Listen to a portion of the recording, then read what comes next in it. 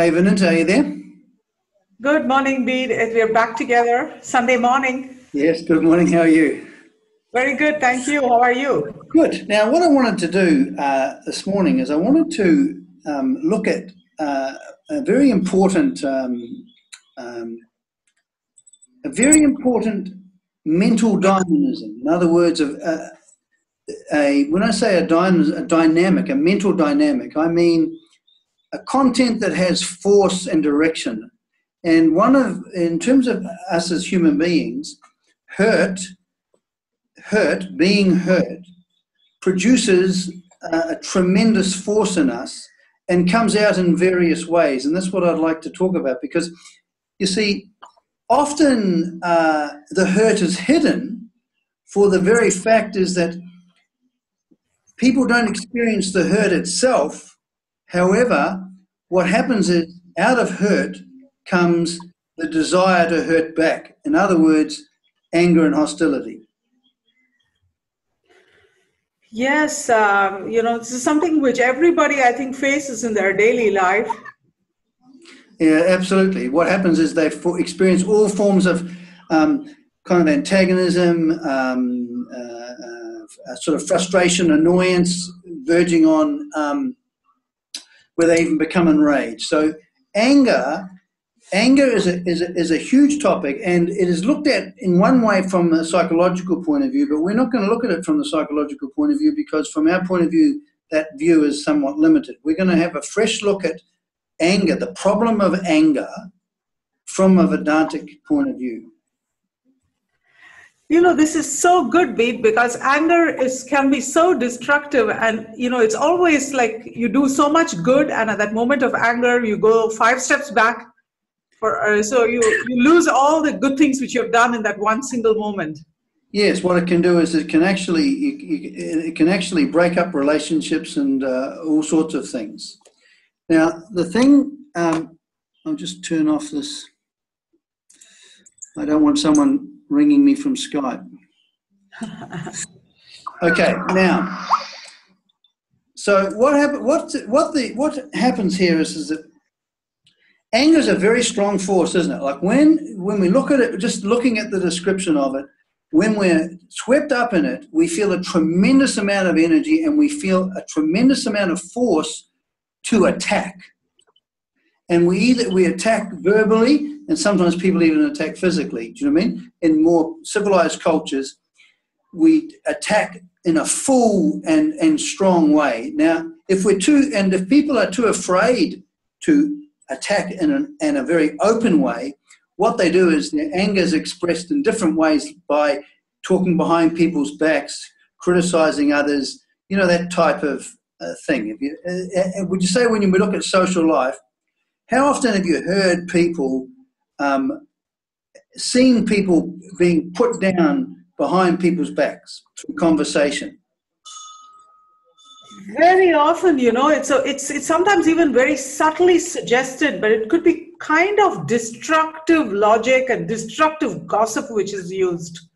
Yeah, there's a Catholic philosopher in the 12th century by the name of St. Thomas Aquinas, and he talked about whispering, and which is you're trying to seek to deprive people of the friendship of others.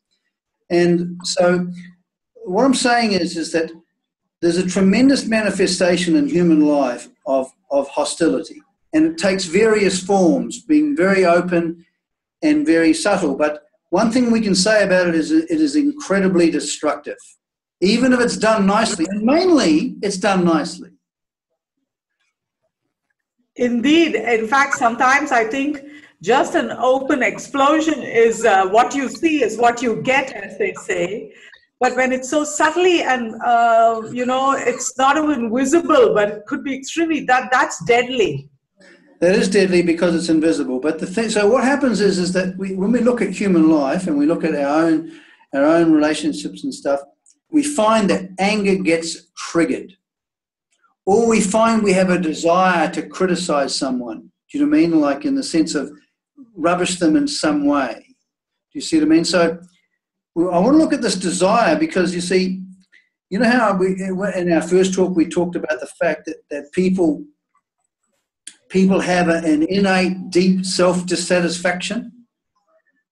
Yes, I remember, and their compulsive need. We talked about that too. Yes. Yes. See, so what happens is, when that self-dissatisfaction of one is I am hurt, have you noticed that if you're hurt, what do you want to do? You want to hurt back, don't you? Sure, absolutely. Right. I see it in my kids too all the time. It's Right. So what we're looking at, when we're looking at this wanting to hurt back, what happens is it's not experienced. Often what happens is that we have this accumulated hurt, and we're just waiting like with a cocked gun. We're just waiting for some opportunity to satisfy the desire to hurt, to relieve us of our hurt. But we're not aware of our hurt. All we're aware of is we have this desire to strike out or to hit back.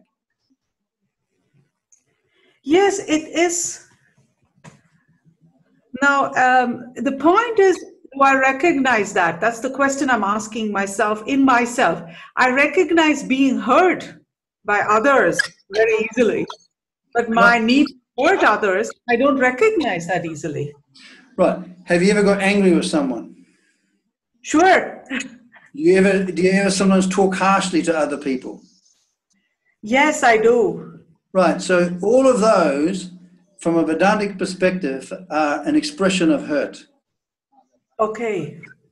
But but when you say you get annoyed or angry with someone, you're not necessarily aware of the hurt, are you?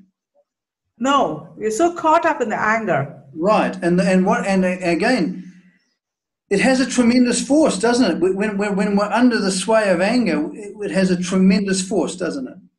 Absolutely. It's like a tornado. It's really very strong.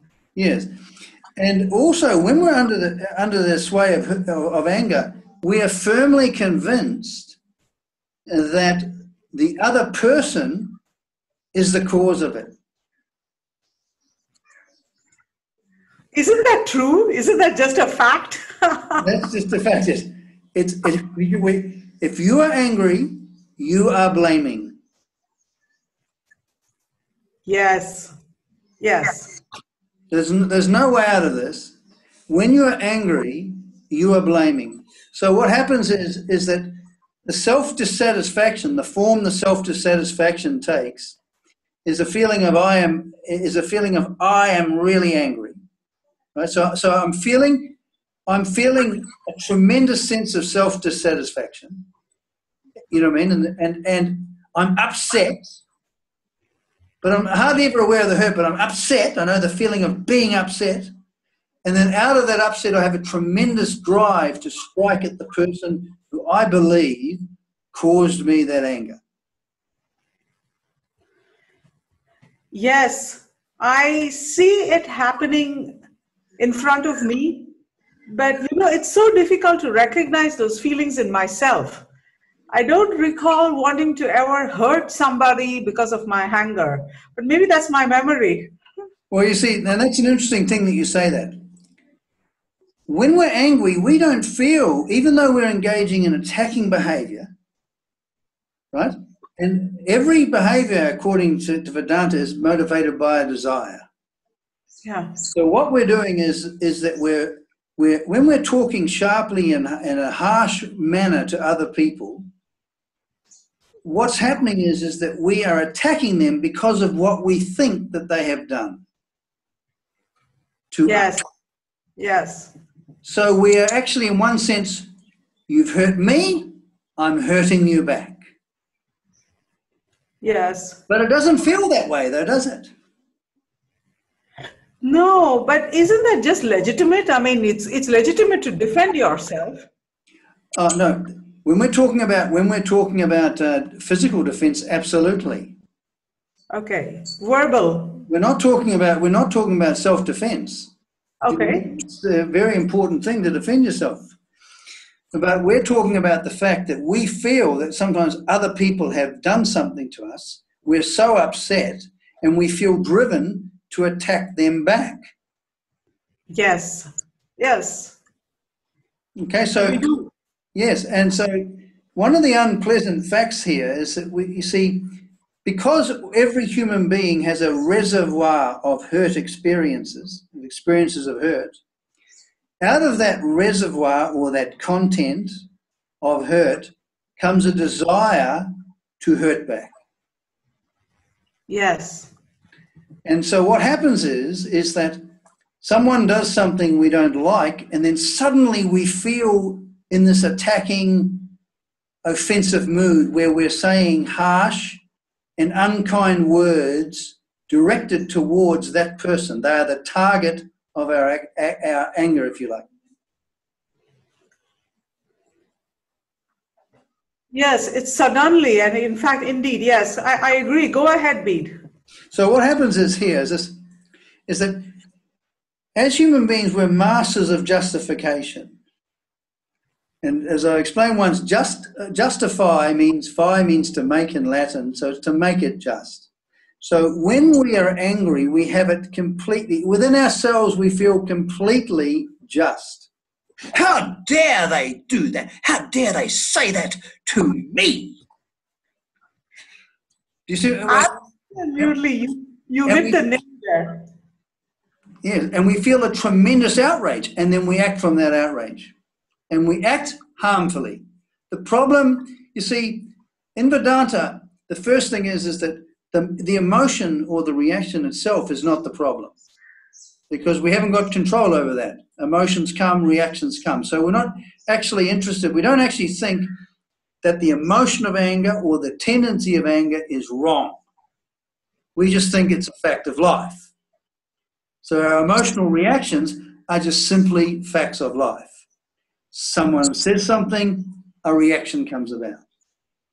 But in Vedanta, the important point is because we have, as human beings, choice over action. In other words, we can do something in one way, we can not do, or we can continue what we've always been doing.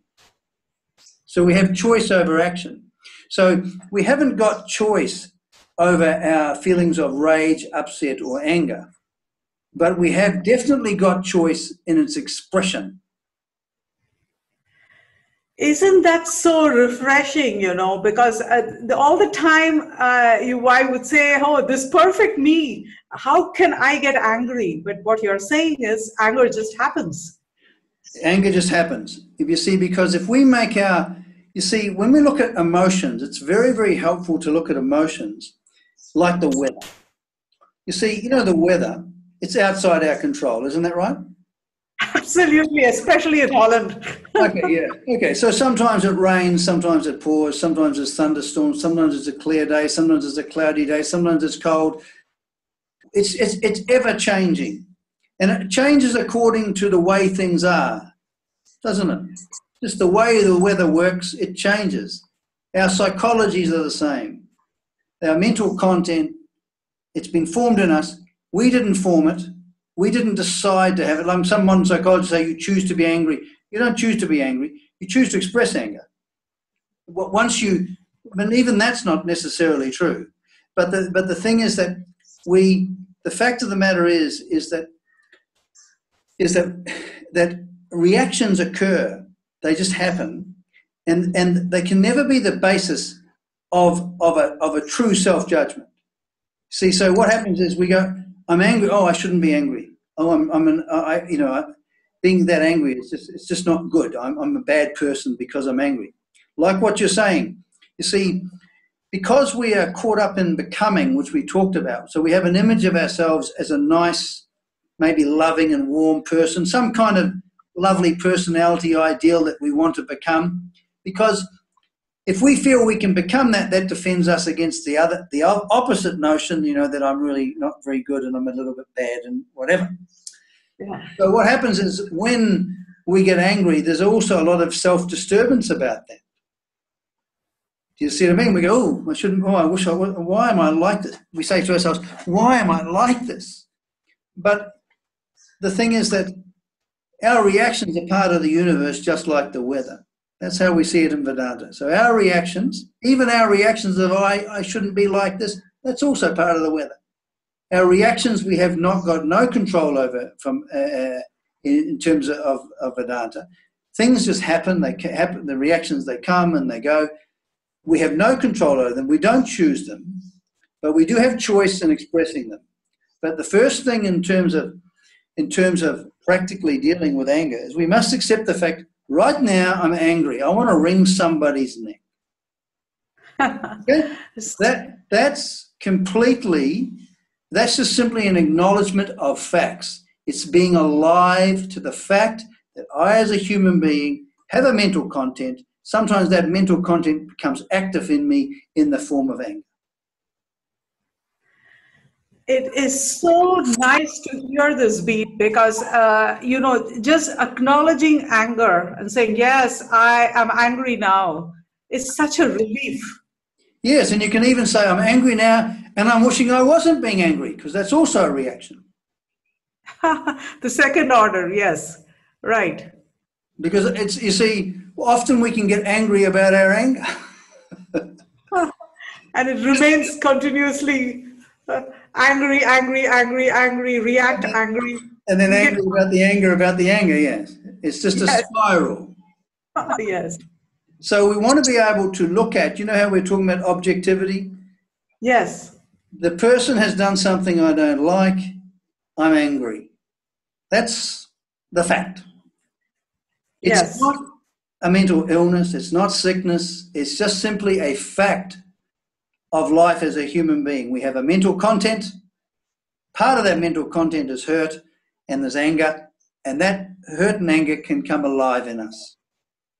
And we may even have the strong impulse to attack others or to express the anger in some way, but the fact of the matter is that's just simply the fact. There's nothing wrong with that. Right and wrong only applies to our actions.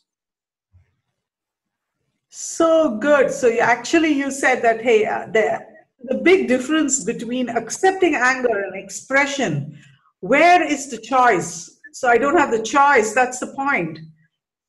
I don't recognize that I have a choice. Very often I'm told, don't be angry. But you're saying, you can't do anything about it. Just acknowledge. The only thing actually we're going to go on to later on is we can only accept it. Yes. We have only choice over action. Now, Swami Dayananda says a beautiful thing. Now, when I first heard this, I just couldn't quite get it because I'm a Westerner. But he said there is no good or bad in the universe, but there is right and wrong in terms of action. Bede, you could be a Westerner, but you didn't get it, and I'm born and brought up in the heart of traditionalism, and I still don't get it. So. You see, because what happens is that, you see, in terms of what happenings in the universe, they happen. So in the terms of being able to understand the universe as a whole, it's very important to understand that our actions can be right and wrong. People's actions can be right or wrong, but there is not this duality of good and bad. That belongs to my mind. The reality of the universe is that it has a tremendous order. It works in a certain way, which we may not understand, but the fact of the matter, it works simply the way it works. Do you know what I mean? Order is that because of which things are the way they are. Right. There's a physical order. The body works in a certain way. It works in that way because that's just the way it works. So the same with our psychologies, the same with political events. Things work the way they work. Yes. But when it comes to our actions, we can if we understand we have choice over action, we can then exercise that choice. If we don't know we have choice over action, then often it's as though we don't have choice over action. But the fact of the matter is, I can at any one moment, I can do a certain action, or I can refrain from doing a certain action, or I can do the same. So that's the point of change. It's very, very important. But in terms of with the issue of anger, it's not possible to deal with anger unless we first of all accept the fact I'm angry. And also, what we've said before, people and events do not make us angry. That all they do is they are an instrument in revealing the anger that is already in me. If you look at that statement and in the context of anger, You know, I mean, as you said, let's say there is some trigger. I mean, let's say there is something which happens which triggers the anger. And then the anger arises. So how can you say that the anger is in me? I mean, it's given to me. You see, what I'm saying is that someone does something, and the anger that's in my mind, do you mean the mental content, becomes active. Okay, so it was not absent. It just gets ignited, if you like. Triggered. Yes, triggered. Yes. But it's not caused. We think.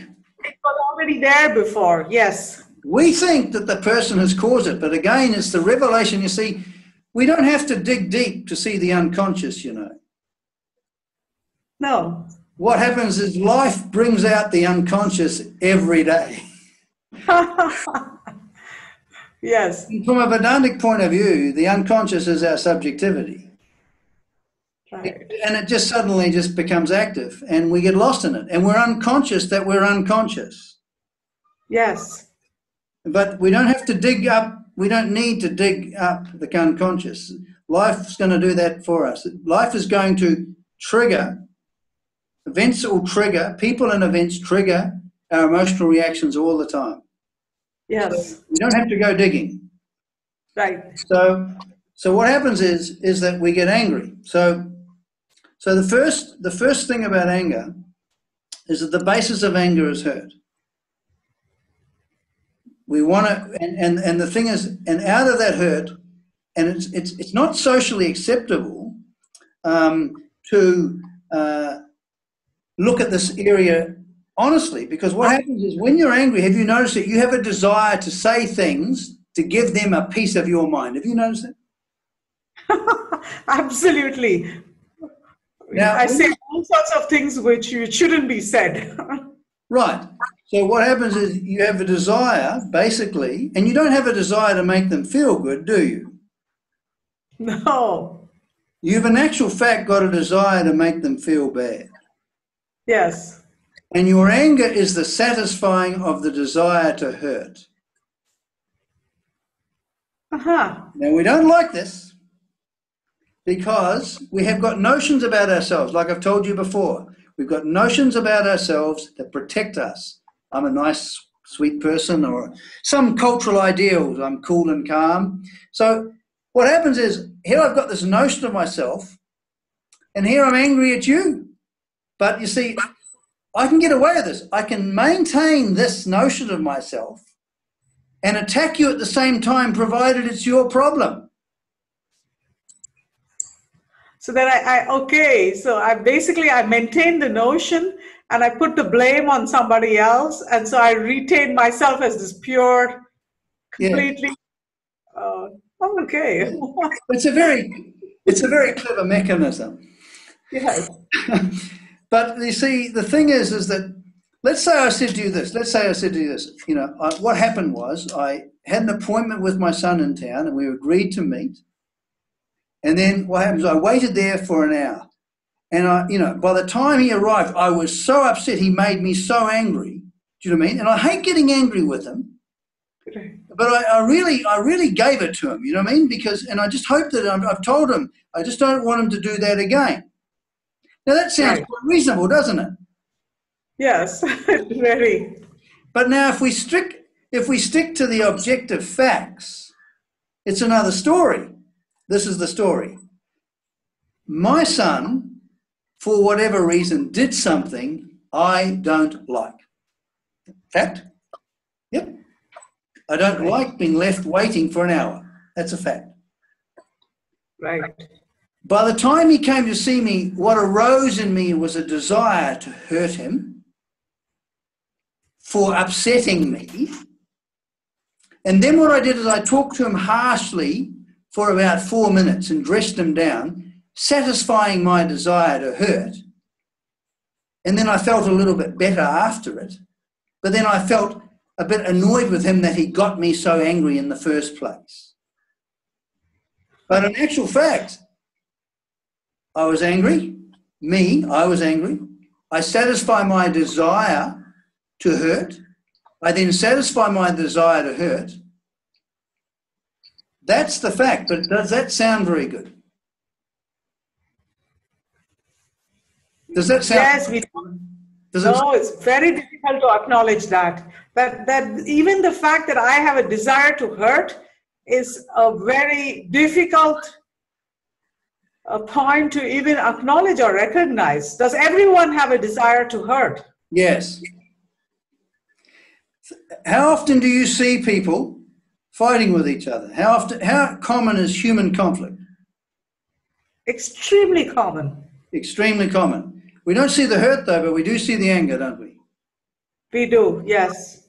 Do we see character assassination behind people's backs? Yes, absolutely. Sometimes even institutionalized. All pervasive. All of these things are anger. All of these things are an expression of what I was talking about before of samsara. This tremendous self-dissatisfaction in the form of hurt. You see, and out of that hurt comes the desire to hurt back. So all we see is the hurting back. We hardly ever see the hurt, actually. You're right. And so what happens is that, and we also don't see that when we become the emotional reaction of anger, we have become entirely subjective. That is so true. That's what we discussed last time too. Yes. So what happens is that when I'm furious and I'm angry and I want to hurt people, what I'm doing is I'm satisfying the desire to hurt, and I'm also caught up in a world of subjectivity. That's experienced, because you see, when you're hurt, when you're angry, it is a way of seeing, isn't it? Yes. You are seeing another person in a certain way. You are talking in a certain way. You are feeling in a certain way, and you're acting in a certain way. It is a complete package, isn't it?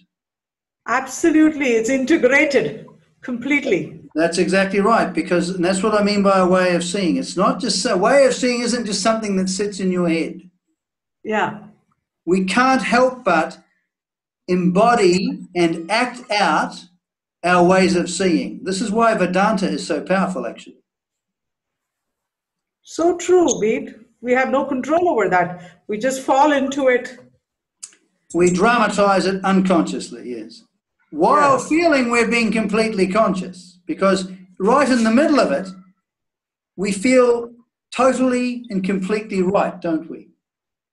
Absolutely, and almost as if there is an extra alertness which has come in during that moment of anger. That's right, because what's happened is the tremendous energy and drive. You see, samsara has force and direction. It is the dynamic of our psychology. It's the force behind our psychology. And when we see anger, we really see how strong it really is.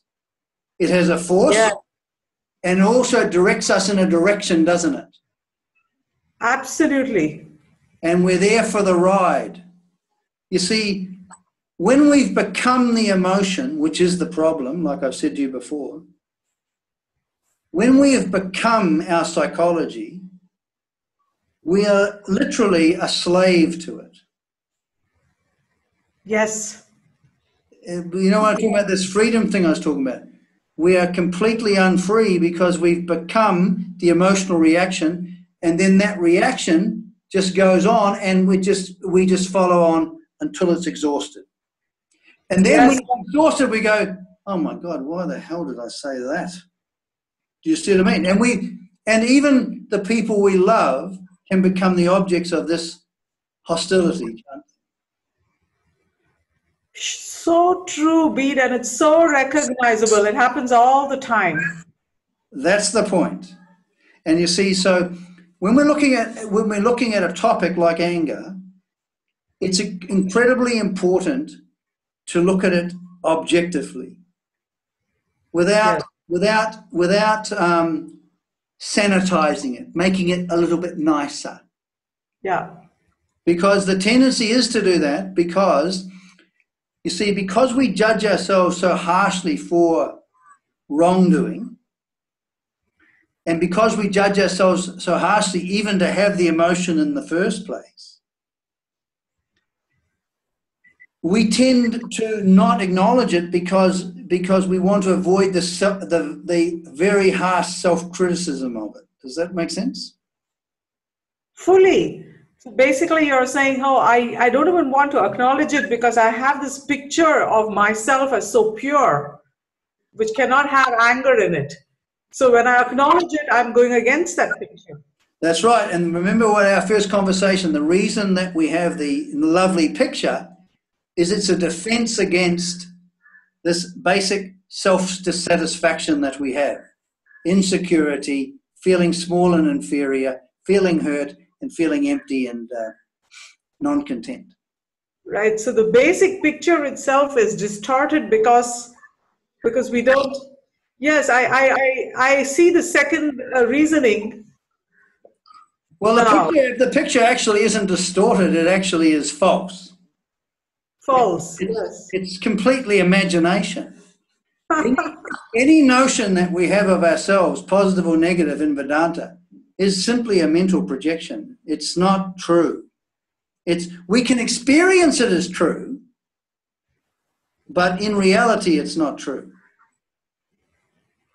So in our next conversation, I want to go into the question of how we can practically deal with the anger.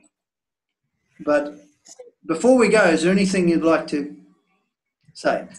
Remarkable, Bede. So the main point which stays on with me is that, it's a reaction, and the other ideas which you suggested that, hey, I have hurt, I have the desire to hurt, and I need to acknowledge that. That is confrontational indeed, but, Well, you see, it's going to really help. It's going to, you see, unless you see it as your problem, you won't have a desire to do something about it. You'll have a desire to do something about the people who you think has caused the problem. You want to fix outside, yes. We always want to fix outside. Yeah, very clever, Bede. I loved hearing about this, a very candid conversation. Okay, I'll see you a little later. Bye. Thank you. Bye-bye.